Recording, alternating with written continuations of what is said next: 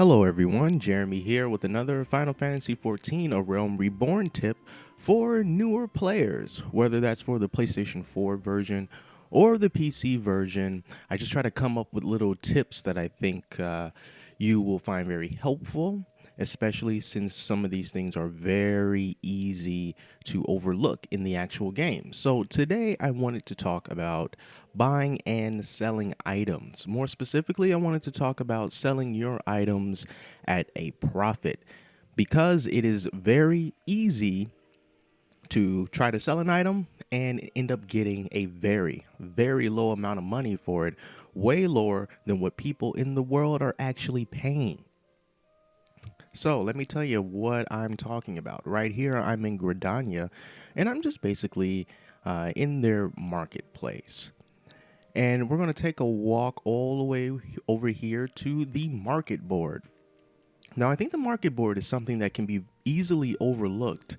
They do briefly mention it towards the beginning of the game, but it's really up to you to go and try to figure out what exactly the market board is for and how you can better take advantage of the market board. So there's a couple different ways to buy things in this game. In traditional RPGs, when you want to buy something, you go to a non-playable character shop, like this independent culinarian or this tinkerer or just any one of these people. And all around the world, they have these little shops set up, and you just go and then you buy things from them. You can buy potions from them, you buy armor, you buy weapons, because that's usually the way that it goes. But in this game, since it is an MMO, you can also purchase items directly from players, and that's what the market board is for. The market board is a place where you can search to see what other players in the world are selling. And you can search for whatever you want.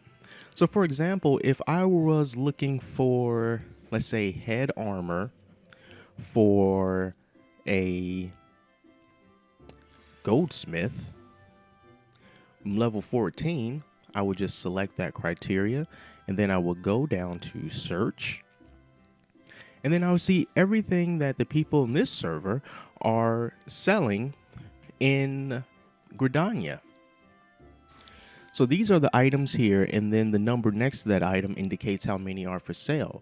So a stable hands hat, you see that there are 3 people selling it, one person selling for 250, one person selling it for 268, and the other person is selling it for 707. Now, if I were to buy this from any one of these characters, they will get that money minus a 5% tax fee. That is just a convenience for being able to sell it so openly like this. But you know, the tax fee is not that big. It'll take a few gil away from you depending on how much you sell your item for. The higher you sell your item for, the more tax you'll get on it. But in the grand scheme of things, the tax does not prevent you from actually wanting to sell something. It's very low. So these are the rest of the items down here, and some of the things that are in high demand cost more, and more common low demand things cost less. It's all dependent upon the market to determine how much something is going to go for. So there's only one of these hempen coifs available, but you see, it's only selling for 30p. That could be for one of two reasons. It could be because this is an item that no one wants and it's only worth 30p, or perhaps it's worth more, but maybe the seller just didn't know it. I don't know. So let me give you an example of how you would take the items that you have or items that you craft and how you can make the amount of money off of it that you should be making, because it's easy not to. I'm going to go over here to the summoning bell, and I'm going to bring up one of my 2 retainers. I'm going to bring up Stewart, who's selling stuff in Limsa Lamensa.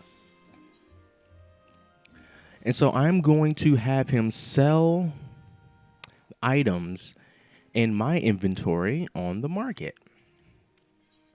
So these are all the things that I have currently for sale in Limsa Lamensa. And let's say I wanted to add something to it. So I press triangle, and I go over to my menu, and then I just pick out something that I want to sell. So for example, if I wanted to sell, let's say, these fingerless hard leather gloves, which are a level 15 piece of armor for disciples of war, like an archer, for example, who would use leather stuff. If I wanted to have him sell that, I'll just click X on that. And you see right here, this is where things get a bit unfair if you're not paying attention. Now you see that the asking price for these fingerless hard leather gloves, 9p, basically 9 gil. That's very low.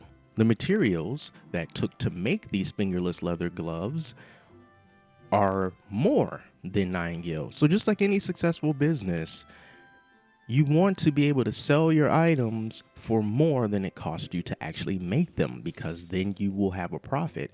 If you're spending 100 gil on materials and then selling your items for 9 gil, you're losing a lot of money. But this is what you have to do, because I don't think the game mentioned it. And if it did, not prominently enough. Instead of just saying, okay, 9 gil, let's go for it. See this button right here that says compare prices. Click on that. And you will see a list of everyone else who is also selling this exact same item and what price they're selling it for. So the highest price is for 1,010 gil. The lowest is 509. You can see how it goes from 575 to 510 to 509, because this is people trying to undercut each other, which means they're trying to sell their item for a little bit less than the person next to them, so that you will say, well, 509 is better than 510, and you will buy from them. It's one of those free marketing. This is capitalism, you know, it's all about competition. So much like eBay, just because people are asking for this price doesn't mean that they're actually getting it. If you want to know what this particular item is actually selling for, you can move over to the history. And this history here will tell you, along with the date and time, how much this item has sold for recently. So this item has sold for 509 gil as recently as 8:43 a.m. and it's 9:56 a.m. right now. So a little bit over an hour ago, this sold for 509 gil. And you can see the buyer, Orlane Zabion, purchased that. And right before him, someone bought it for 409 gil. And then right under there, 10p. They sold this for 10p. Why? Because chances are they went straight to this menu, saw the asking price was 9, and then just hit confirm, even though this item is worth more than that. So what I would do, I would look to see the history. I'll see like, okay, this is sold for 509 before. People are selling it for 5.9, 5.10 and up. So if I wanted to sell it and I wanted to undercut them, I would just say, I'm going to sell it for, let's say, 500. And then I'll be charged a 5% tax, which is 25p. So if I sell this, I'll only be getting 475 gil, which is still much more than the materials cost to actually make these gloves. So I would go down to confirm, and it is on the market. It's not being sold right now. You have to leave this menu in order for your retainer to actually go out and start selling stuff. But you get the idea. And of course, higher quality items will get you more money. So if you're a crafter and you know about how to go about making high quality items, that's something to look out for as well. And then you can also view your sale history. So the sale history for this retainer, you can see these are the things that he sold. Got leather jacket for 475, hard leather espadrilles for 475, hard leather harness for 152p. You know, these are just, this was the market value for these things at that time. And sometimes the price can go up and sometimes the price can go down. It really just depends on the market conditions. But if you are crafting and or just selling stuff that you don't want, maybe you have something for a class that you're not playing with and you're like, well, I just kind of want to get rid of this, and you can sell it.